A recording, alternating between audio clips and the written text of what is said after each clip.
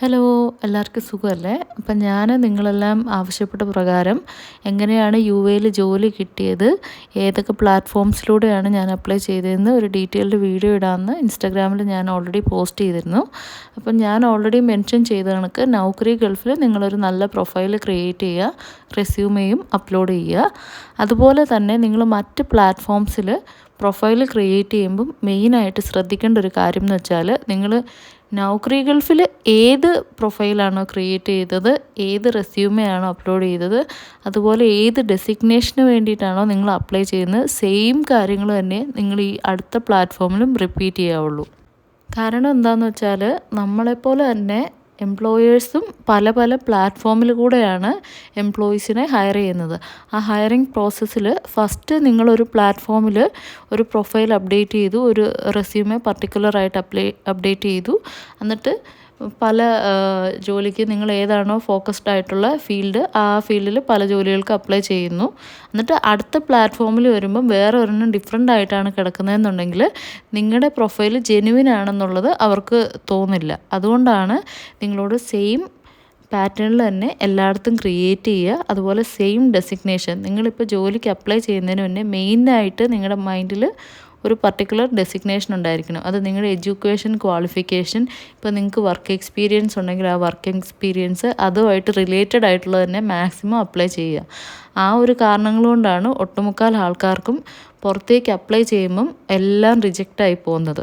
അപ്പോൾ ഞാൻ ഒന്നുകൂടെ റിപ്പീറ്റ് ചെയ്യുവാണ്, നിങ്ങളിനി ജോലിക്ക് അപ്ലൈ ചെയ്യുമ്പം നിങ്ങളുടെ കരിയർ മനസ്സിൽ ഫസ്റ്റ് ഉറപ്പിച്ചിട്ട് അതിനുവേണ്ടി മാത്രമേ അപ്ലൈ ചെയ്യാവുള്ളൂ. അത് UAE മാത്രമല്ല, ഏത് രാജ്യത്തേക്ക് അപ്ലൈ ചെയ്താലും അങ്ങനെ ആ ഒരു സെയിം ഇതിൽ അപ്ലൈ ചെയ്യാവുള്ളൂ കേട്ടോ. അപ്പോൾ ഇനി ഏതൊക്കെ പ്ലാറ്റ്ഫോംസിലൂടെയാണ് നിങ്ങൾ അപ്ലൈ ചെയ്യേണ്ടതെന്ന് ഞാൻ പറഞ്ഞുതരാം. എനിക്ക് നൗക്കറി ഗൾഫിൽ അപ്ലൈ ചെയ്തിട്ടാണ് ഇങ്ങോട്ട് കോൾ വന്നത്. ഞാൻ കുറേ ജോബ്സിന് അപ്ലൈ ചെയ്തിരുന്നു. അതെന്ന് പറയുന്നത് എംപ്ലോയീസ് ഡയറക്റ്റ് എന്നെ കോൺടാക്ട് ചെയ്യുകയാണ് ചെയ്തത്.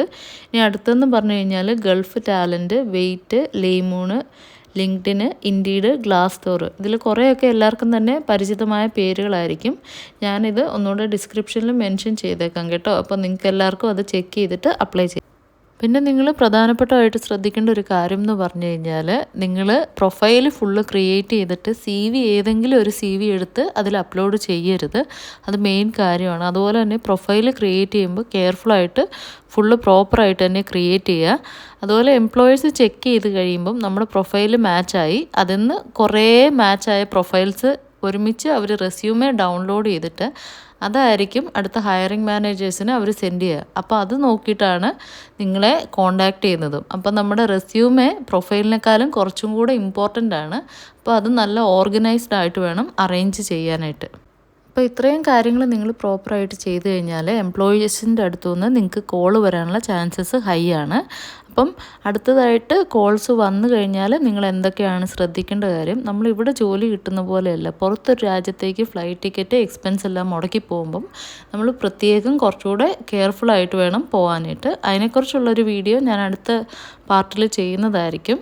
അപ്പം ഇങ്ങനെയുള്ള ഇൻഫർമേറ്റീവ് വീഡിയോസ് നിങ്ങൾക്ക് കാണാൻ താല്പര്യമുണ്ടെങ്കിൽ നിങ്ങൾ എൻ്റെ ചാനലൊന്ന് സബ്സ്ക്രൈബ് ചെയ്ത് ഫോളോ ചെയ്യുവാണെന്നുണ്ടെങ്കിൽ നിങ്ങൾക്ക് അപ്ഡേറ്റഡ് ആയിട്ട് ഇങ്ങനത്തെ വീഡിയോസ് കിട്ടുന്നതായിരിക്കും. അപ്പോൾ താങ്ക് യു ഓൾ.